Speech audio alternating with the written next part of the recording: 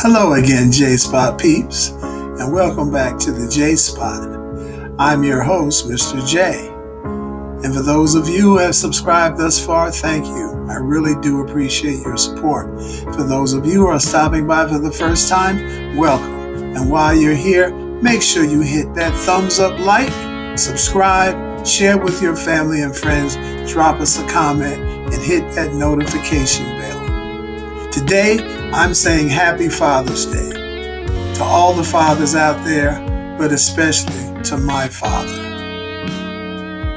I have spoken in the past in other videos about my dad, and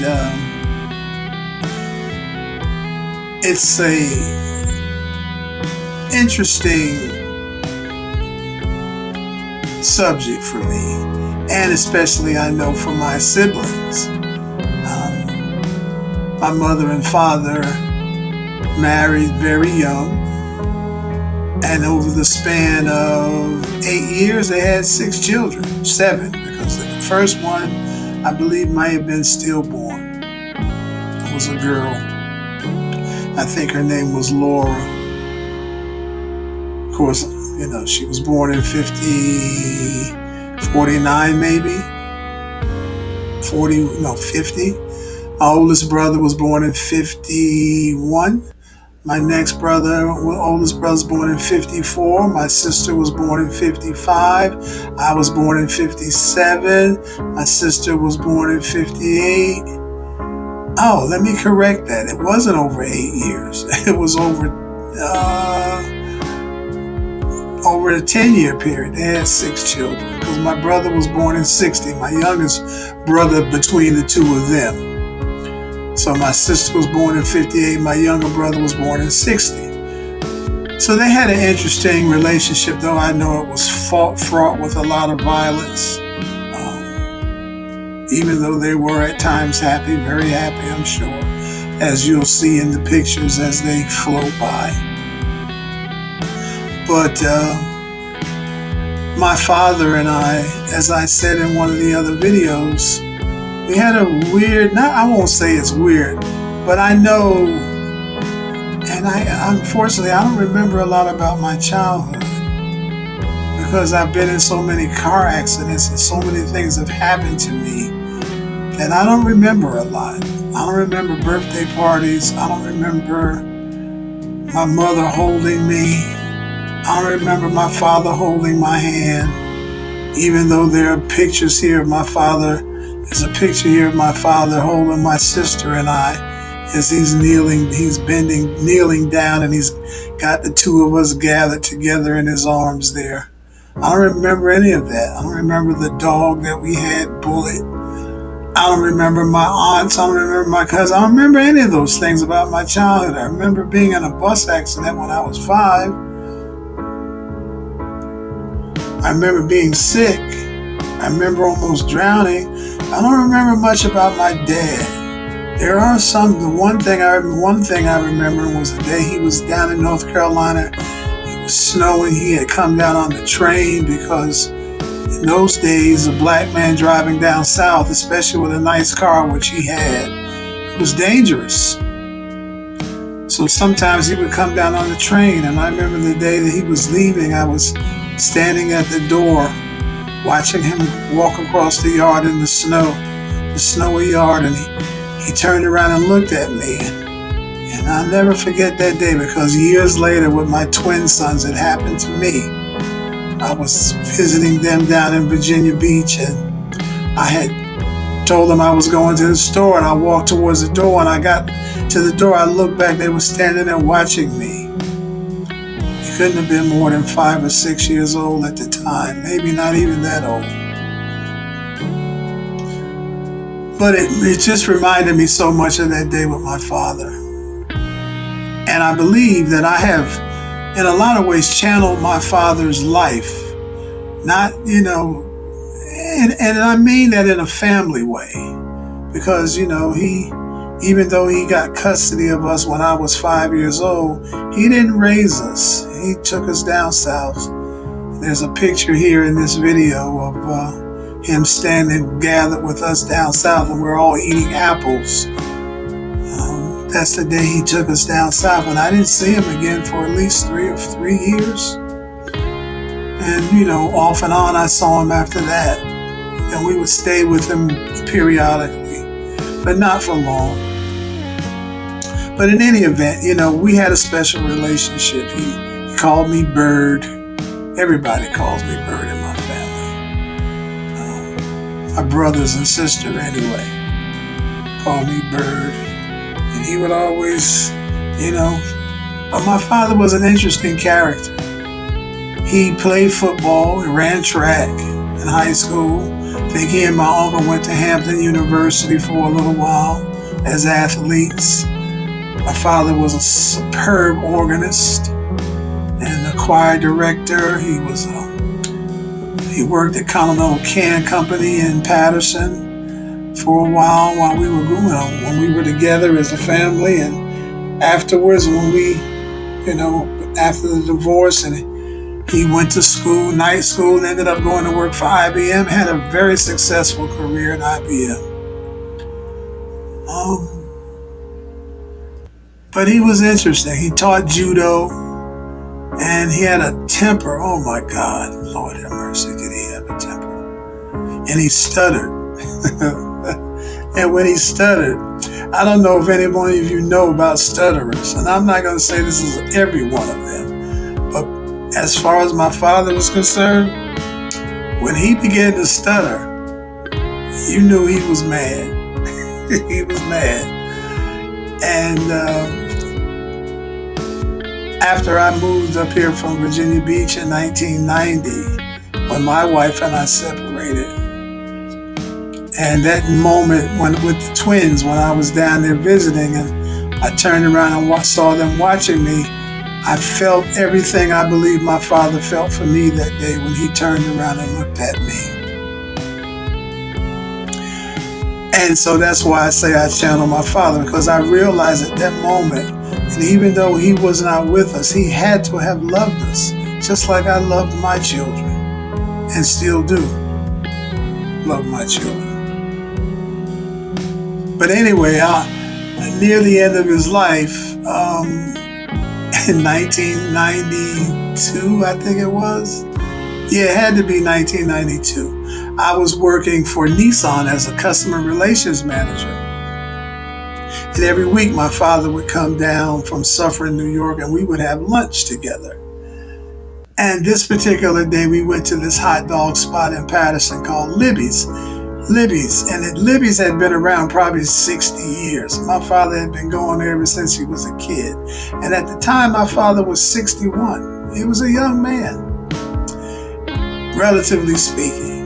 And he had my little brother, because he had, had another child with a young woman. That's another story. But anyway, he had my little brother with him, and my little brother was probably 8 years old at the time. It was 1992. And we were sitting in Libby's having hot dogs, and I was on my lunch break, and I had on my suit, and I had on this probably a $1,100 cashmere coat that my father had given to me. It was his. He'd get beautiful cashmere coat, overcoat. It's cold. And so my father's sitting across from me with my little brother, and I have my back to this other booth. My father's looking over at the other booth, and he's just staring. He's not, he looked very forlorn. I could tell something was on his mind, but at the time I didn't know. And so all of a sudden I hear somebody behind me say, "What are you looking at, old dude?" And before I knew it, my father had a cup of coffee in front of him on the table. Before I knew it, he had picked up this cup of coffee and threw it in this, it was a white boy behind me with his mother. He had picked that cup of coffee up, threw it in that white boy's face, and went around the table and had him on the floor by his throat. He was getting ready to kill that boy. And the woman was like, help me, he's gonna kill my son. And I'm like, yep, he sure is. And I was like saying to myself, I am not getting involved in this. I know my dad. I am not getting involved in this. Next thing I know, the proprietors had come around and grabbed my father. They called the cops. Cops came and locked him up. 61-year-old man.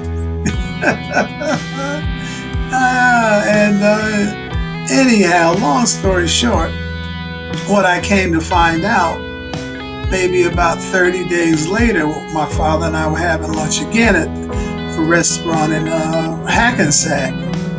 And he looked at me and he said, "Bird, I'm dying." And when he said it, immediately I began to cry. At the time, I was 33 years old. And I just started crying. And right in the restaurant, I just began to cry. And that's what was wrong with him that day in the other restaurant. He had found out that he only had several months to live, and it was weighing on him. And so when that boy said that to him, "What you looking at, old dude?" he lit a match. He didn't have the wind to blow out. And so my father ended up having surgery that year. It was 1993, early 93, January. He had surgery. And he looked, he recovered. He looked really good. He looked good. And everything was going fine. And then one day, like 5 days after his birthday, September 8th, that year on the 13th of September, he had a stroke. And he passed on December 6, 1993. And I miss my dad. I do. And I think my brothers and sisters miss him too, despite of all the angst that they carry at times about him. But, it's difficult sometimes to be a father in a world where fathers aren't given the benefit of the doubt as much sometimes as they earned. Not that they deserve, but what they've earned. And I'm a big believer in, society generally will pay you what you earn. It's not that way all the time, because sometimes life will point its finger at you and you have no control over what life is doing. And I fear that,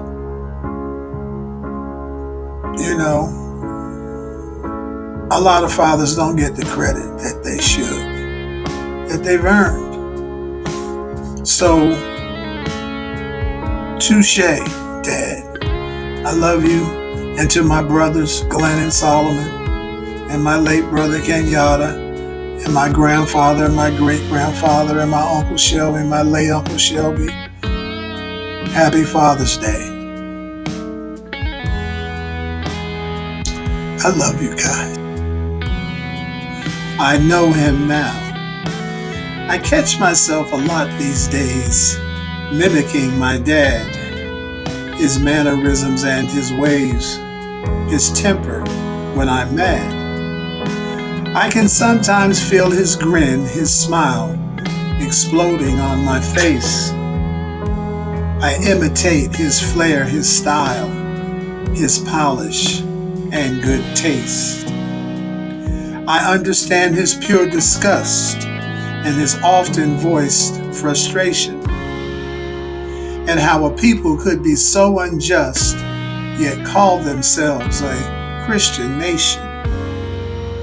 I feel at times the hurt and pain reflected in his eyes, burdened with the guilt and shame, unburdened only when he died. I know the anger of being last, told to get behind the line, overlooked, deemed outcast, told maybe boy, next time. I know how his sense of sanity despaired him more with age, how mankind's inhumanity intensified his rage.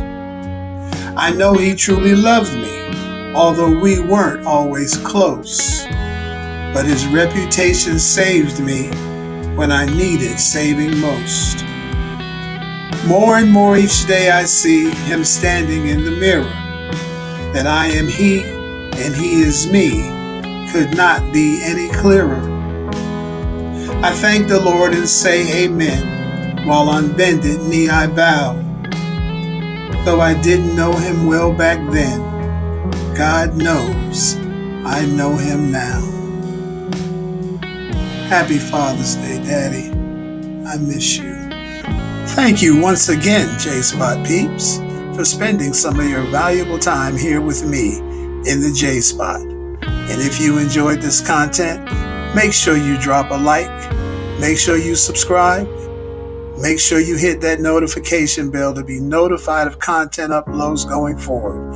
And please come back to see me, because we have a lot more discovering to do and a lot more purpose to pursue.